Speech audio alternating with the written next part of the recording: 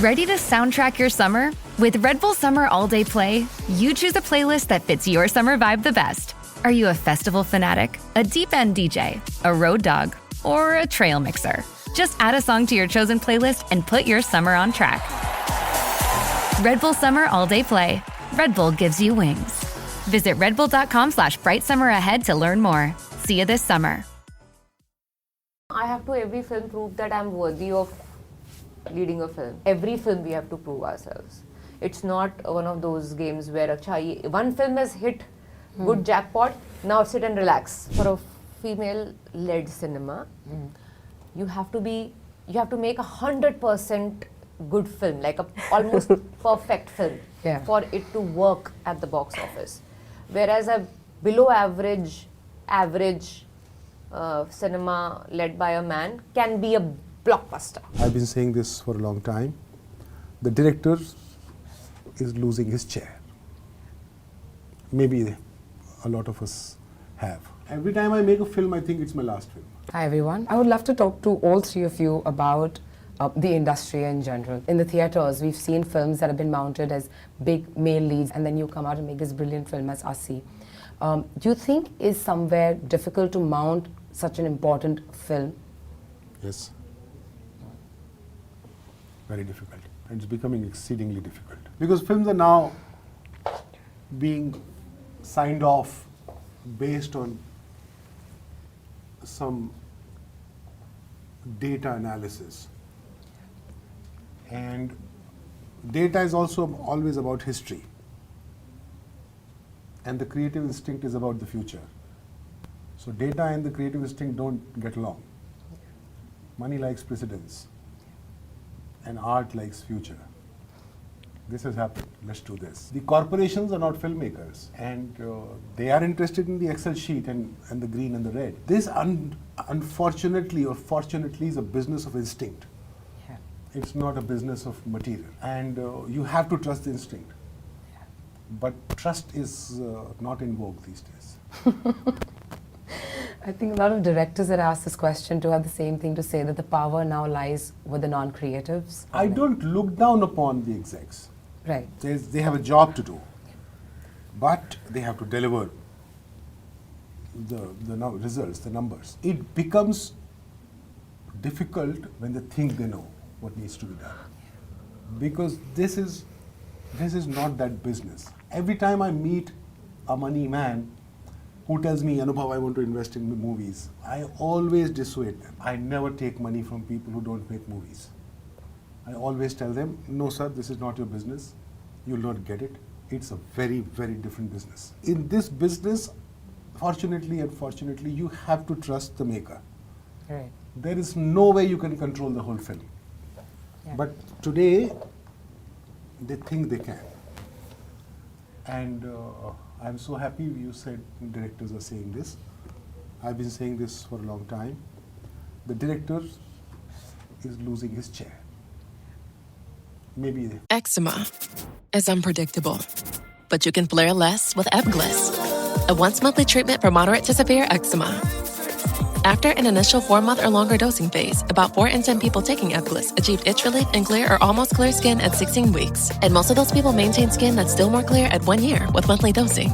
Ebglyss, lebrikizumab LBKZ, a 250 milligram per 2 milliliter injection, is a prescription medicine used to treat adults and children 12 years of age and older who weigh at least 88 pounds or 40 kilograms with moderate to severe eczema, also called atopic dermatitis, that is not well controlled with prescription therapies used on the skin or topicals, or who cannot use topical therapies. Ebglyss can be used with or without topical corticosteroids. Don't use if you're allergic to Ebglyss. Allergic reactions can occur that can be severe. Eye problems can occur. Tell your doctor if you have new or worsening eye problems. You should not receive a live vaccine when treated with Ebglyss. Before starting Ebglyss, tell your doctor if you have a parasitic infection.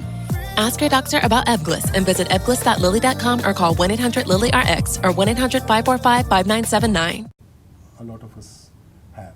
Every time I make a film, I think it's my last film. Please don't say that. Yeah, every time, every single time I make a film, I think it's my last film. I don't know about anyone else, but Taapsee will surely bring you back. I'll bully him into coming back. No more, nobody can bully him. He's the bully. No, I think he's gonna get his way through. I'm not exactly privy to, but I know mota how he ended up making Mulk. I again mota know how he could pull this off. So I think if he really wants it, he can do it. He can do it again and again and again. It's just that why hustle every time? Yeah, I don't Why? like that. Yeah. How many times a director has to prove that he knows his job? Why? How many roads must a man walk down before you call him a man? For the current climate, films are mostly bordering on hyper-masculinity, or when it's being led by men. But is it, as female actors, becoming difficult to then get films that also are mounted at that budget, marketed, or also have that kind of story more than anything else? I have to every film prove that I'm worthy of leading a film. Trust me, I'm right now waiting for Assi to be successful. So I have a couple of other scripts that I want to happen. I'm not able to make them happen because after proving whatever I would have little bit, I'm not able to still convince people who are investing money in films or taking the call right now that it's worthy of making a film, even now. I'm shocked. Yeah, that's the reality. That's why I think all the actresses probably who have the similar urge are going through that. Every film we have to prove ourselves. It's not one of those games where one film has hit good jackpot, now sit and relax, which happens with men mostly. Yes. Now a couple of years are sorted. It doesn't happen like that with women, especially who choose this kind of path where they don't want to take the convenient and the easiest kind of films to do. So yeah, it is difficult, but then again, I chose this path, so I have to keep going through it. It's becoming difficult. Difference in OTT and here is, I believe, again, it's the patriarchal society. Man decides where the money should be spent. So it's an expensive proposition to go to theatres. Yeah. So he decides which film is worthy of the family's time to go. Woman is sitting at home, majority of the cases, and has the control of the television, can watch whatever she likes. Yeah. So hence the TV to OTT to the difference. Yeah. So when we start taking control of what we want to watch when we walk out, and the other gender starts understanding that, yeah, let's watch a good film. Yeah. Doesn't matter which gender is leading it. Absolutely. Then yeah, things will change. Again, I have no guarantee how soon or late it will that happen. I'm just me and my colleagues are striving towards it. It's really sad. We've been having this conversation, I feel, for so many years, and still it remains the same. Yes. I don't understand it, because every film that you're a part of, I am so excited to watch it because I think my expectations are always going to be matched. So I don't know what these people can't say. Yeah, I wish I can have you heading those organizations who greenlight That shall films. change. No! Then I better stay far from it. I don't want to change. You know, these two posters, a tainted woman and a scarred woman, they are the face of this film. And according to me, this is the next mainstream cinema. I hope so. I really hope so. Let's just hope it will Yeah, happen, it will. things will get better. If it doesn't happen, then you'll have the same palette of films releasing every Friday. Yeah. How many weeks, months and years will you watch the same palette? Yeah. You will sooner or later get bored of it, right? So then you will crave for it, for something that you have killed. There is, for sure. In art and cinema, and I always think that do we have the luxury in art to begin with? Our country is a developing country. How much luxury we have to actually accommodate all kinds of expressions of freedom, and how much diverse we can have? Can we afford a failure? Like, it would be great to be able to afford a failure, because that's fundamentally there in art practices, I think. And also, like when a female filmmaker comes in, I'm just saying in quotes, I know. I'm sorry, Yeah. but or women led or any of this. I mean, it should be as normal, or any Exactly. gender inclusivity should be as normal, but that's not the case, so we are using that. In that, can female filmmakers make bad films? I mean, we should be able to, right? Why it has to be good? Can't a female actor be badly acting in few films? It's okay. Like, we all actors in the world have acted sometimes badly. We should be able to afford mistakes and failures. That's when it's like in the right. Not all films has to be great. Not all everything has to be great. The failure is important as well, you know. But you can't afford especially when your margin is so this thing. You have to always, like she's saying, like every time you have to prove. You can't afford a failure. I mean, that's the luxury one should have. That's when it's equal, actually. Yeah. You know. When I allow that space is what you're saying. Yeah, that's what I think. Yeah, I was telling him the other day actually, for a female-led cinema, you have to make 100% good film, like a almost perfect film, for it to work at the box office. Whereas a below average cinema led by a man can be a blockbuster. Yeah. So we have to always be 99.9% there. Only then we can call it a successful bet. Yeah, that's little too harsh. Once again, too much pressure on the women. Like always, we have to be always better than the best to be able to get anything. Yeah. We have to always do a little extra than the best. Walk a few more miles. Yeah. The film starts with a red screen that says, every 20 minutes there's a reported case of sexual violence, and that keeps coming back to us as a reminder every 20 minutes in the film. While we sit here and talk about it, by the end of this conversation, there'll probably perhaps be another victim. And that thought makes me so unsettled, right? The reason for you to do this, was it because you wanted us to somewhere confront how numb we've become as a society, that something so horrific now feels normal and routine? Yeah, that's the core idea behind making this film. And this was the DOP's persuasion through the shooting. He said, how do we punctuate this every 20 minutes? So during the shoot, we couldn't find a method. We struggled. And after the edit, did this idea come about. Normally films fade in through black. And in the DI, he made it fade in through red. And then he sent me a message, I loved it. And then he sent me a message, what if we do this every 20 minutes? I said, yay, we finally have it. I think it absolutely serves the purpose. Thank you. I don't know if I should thank you for this, but yeah, thank you. Yeah, at least the message is going through. Yeah. Is the point. Good to hear. You know, as actors and as a director, when you step into a story like this, which probably I would like to believe people step into it in a very emotional kind of sense, that the story also needs to be told. But during the research and the two of you essaying the roles that you all have, was there ever a part while researching that you felt, okay, this is something about a survivor, whether it was dealing with the police station, the hospitals, or the courtroom for that matter, was there something that struck you that you had no idea about, stayed with you and truly shocked you? No, nothing shocked me. It's just the only part is that messaging part of the film, which is not a specific scene, which is an overall takeaway, that we have normalized it. That's the part of it that has shocked me. Other things, if I look at it, I was like, yeah, I agree. Yeah, I know.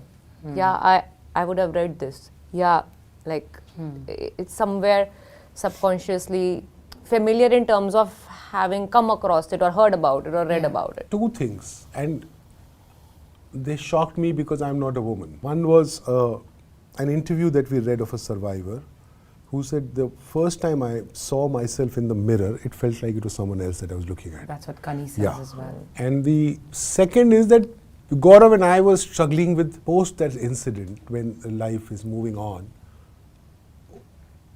There'll be a first time that they will romantically touch each other. What will she feel? What will he feel before he touches her? And you have that moment in the film. I'm sure most survivors go through that moment and they have different experiences. But what we did is what we imagined. From my childhood, I've been kind of been part of, because my parents are feminists, both of them, and I've been part of a lot of processions to all kinds for a lot of violence against women. So that way I'm very familiar even with most procedures to many things. I have also had an assault once, and so I also personally kind of, all that is there, so it's not so that unfamiliar. I'm so sorry. But I have moved on in a different way. But I'm saying, like, there's, it was not that way.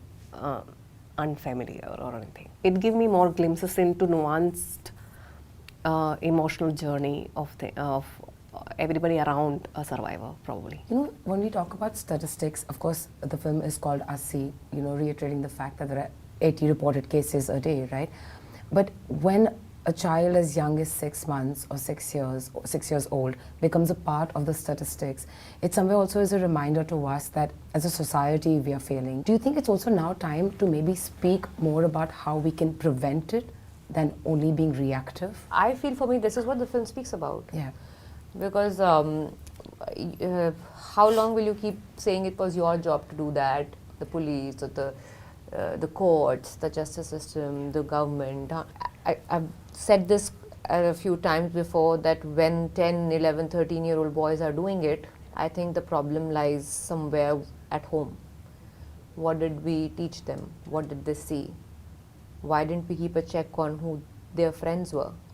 Where are they going? Who they are talking to? Why did we just laugh off something or ignored something that they would have said and done, which was probably not that right, thinking it was just a kid saying it. Yeah. Just a young boy saying it. 10, 11, 13-year-old boys doing it is no more about the strata, the area or nothing. It's upbringing now. Yes. So it's gone to an extent that 80 per day means that it's not about now police going everywhere to hold them. It's about we went wrong somewhere. Yeah. Let's start correction from there, from home. And these are also registered cases, FIRs. We don't know the unregistered ones. My view is that there's some conversation that we were supposed to have with our boys. We did not have it. They were inconvenient, they were uncomfortable conversations. You treated them like kids, that no, don't say these things to the kids. And the other thing that is happening past my generation is that for a child to eat his breakfast or lunch comfortably, quietly, we give them a phone. And then slowly we get used to them being on the phone. And slowly we lose control of what they are watching at what age. And now these two things coupled is something that we are losing touch with who they are becoming. I think we need to talk to our children more often. I think the film also sort of touches on it, saying, during the bus scene, when the father says that, let her go first, and he says, "Arey bachcha hai." Say, but someday he's going to grow up, right? I have a 10-year-old son, and since the time he was 3, I spoke to him about consent. So it's come to a point where I cannot even hug him or kiss him without his consent. I really do believe that it's time that we raise our boys differently so we can see the change later, because now I don't know if it's too late to change the men that are already out there in the world. No, it's impossible. Yeah. Their instincts are constructed. Yeah. They cannot be remodeled anymore. That's why I think it's time that we stop telling the girls to cover up or don't wear this and be careful, and have the conversation about how we should raise our boys differently. Yeah. I think that's more imperative today. I remember very recently at a music concert, I was wearing shorts and there was a person making me very uncomfortable. And I just said that to a friend who was with me, and he turned on and said, "Who asked you to wear shorts?" And I'm like, how is that my fault? And it's something that you say in the film, right? That yes, it's my fault. Just meko faasi pe chada do. How do you think we can really dismantle this kind of conditioning? The responsibility of the righteousness or to be the Devi is always on the woman. Yeah. I remember you saying the same things when we were promoting Thappad. The whole responsibility is only on the female's shoulder, because boys will be boys. That line, I think, has just gone down like way too in some dark ditch now. Yeah. And it's just refusing to die. Yeah. They feel that, oh, you are a responsible person, and they just sugarcoat it so nicely that we feel like, oh, we've been given a task. It's just a scam that, and we've been getting scammed, and we are passing on and scamming our next generation very nicely without thinking about it. That they'll first make us feel like, you are the Devi, you're the treasure of the house. You have this. And suddenly you start feeling that, oh yeah. You know, I am the responsible one. So now you will take care of this, that this does not happen. So in the garb of feeling this, the privileged one, we've been actually the underprivileged one. Yeah. So it's a beautiful scam that has happened with us for years, and we've been passing it on to generations, and we've been accepting it because it's just such a beautiful cover up, na? Yeah. So we also feel nice. Ab hum to devi hain ghar ka, we like the treasure of the family, izzat of the house. So we've forgotten to be normal. That because we're supposed to be so careful about being the izzat of the house. Men want a justifiable excuse. And then it could be blamed on how you were behaving or what you were wearing. So, had you not done that, I wouldn't have done this. You started it. And we have built a lot of tools around it. And then we have trained our women to subscribe to those justifiable excuses. Yeah. And they are supposed to be careful of those. The whole system of excesses on women, which ends up at rape, but it starts much slower, is built on very callously designed instincts of men. It should have been very carefully done by parents. And then this goes down to places where the parents are not educated, let's say. So then it is a responsibility of the entire infrastructure of this society to make sure even there it reaches. So right now we are talking about you who's taught your son that I will kiss you or I'll hug you after asking you. But in a village where the education system hasn't arrived, how does this arrive?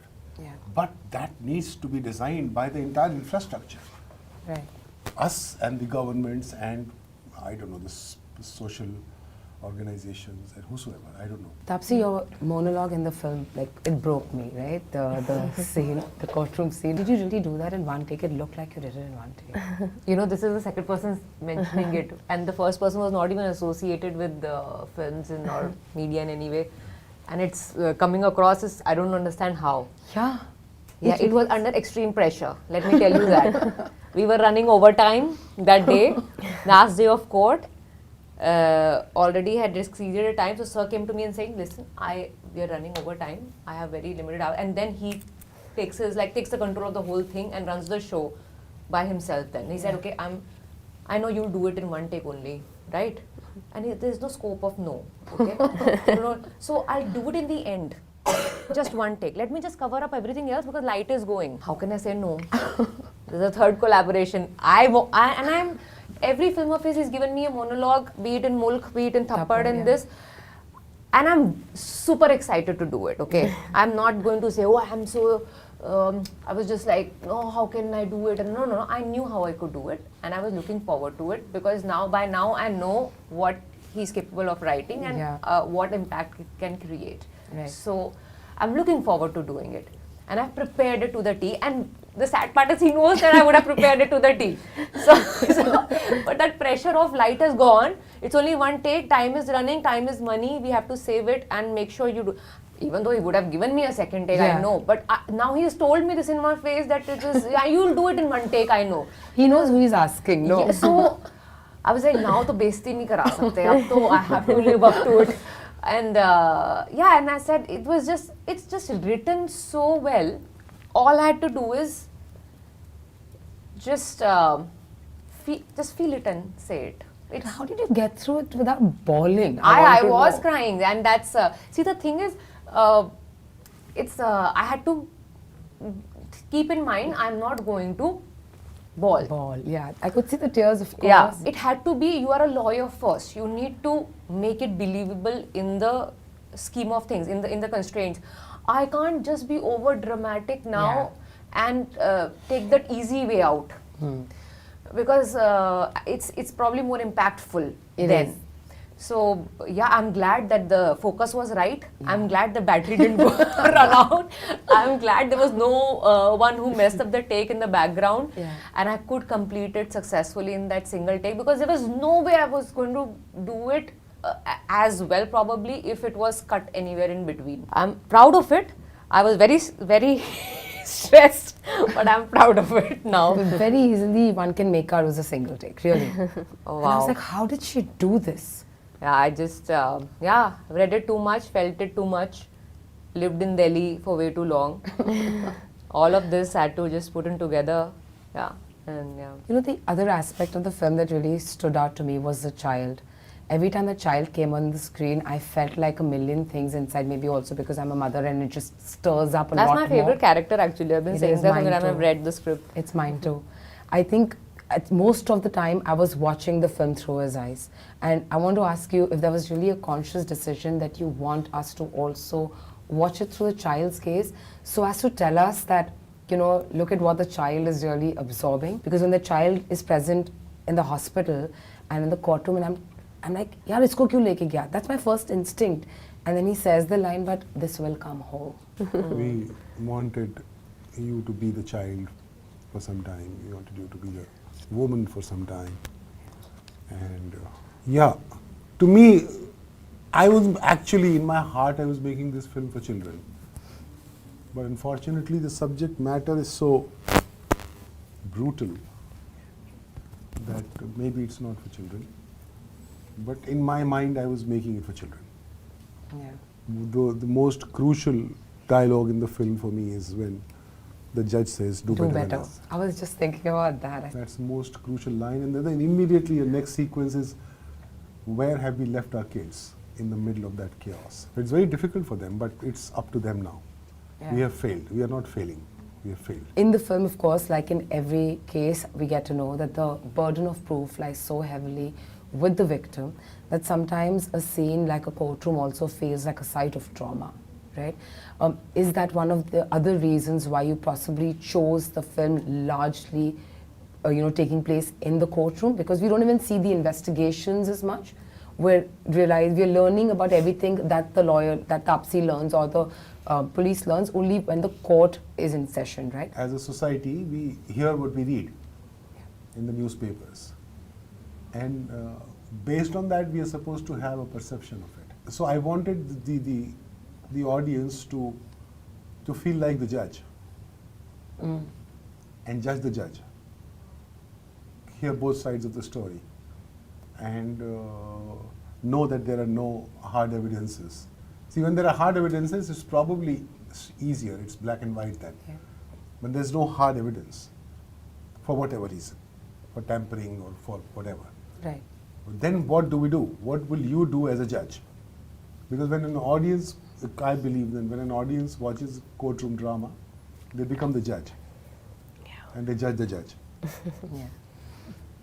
And that's why there's one dialogue when Yeah. Ravi says, it's your trial. I don't know if Oh, many yes. people will get it. No. It's a little. It comes through. Yeah. It's your trial. It's also the way, I think, the way you say it, it's your trial, Yeah, and yeah, that yeah. impact in a second after that is like a pause and it's silence. I think it really hits home. It was that, but I was like, if people don't understand, I'll feel very bad. So, I understood. I think your restraint really works in that. Yeah. I think that pause and that calmness really works in that, in fact. yeah. So, Anything dramatic would have been like, what's happening? yeah, I know. So yeah, so I'm hoping we have succeeded in that. Yeah. The other thing that the film, of course, talks about is vigilantism, and how I love the fact that you all don't glorify it. In fact, you leave it so hollow. And that is something that I absolutely love, because nowadays we live in not just the country, the world, where people demand instant justice, especially when things like that happen, or there's outcry about every small to the biggest thing. How did you as a director and the two of you as actors really resist the impulse to kind of play more into the vigilantism? No, that was the idea that character exists. Right. You know, why do you hero worship? You hero worship when you feel incapacitated, incapable yourself. Yeah. I can't do it. Someone else will do it for me.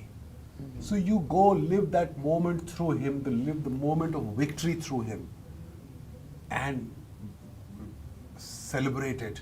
Yeah. feel like a hero momentarily and then go back home feeling good about it. Because you can't be that hero. That hero makes tough choices, goes through dangers, and does it for your catharsis. This to me was not a hero. And I wanted you to not enjoy it, enjoy that character. That was the idea. We built that character, and we took it where we took it. And my last question is, when everybody, every audience member walks out of the theatre, watches Asi, what's the one conversation you hope changes in their homes? They talk to their boys. That's Any it. age?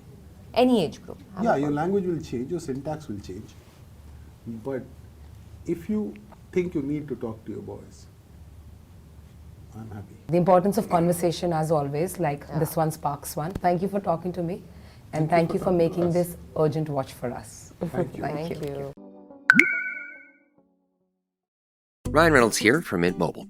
I don't know if you knew this, but anyone can get the same premium wireless for $15 a month plan that I've been enjoying. It's not just for celebrities. So do like I did and have one of your assistants switch you to Mint Mobile today.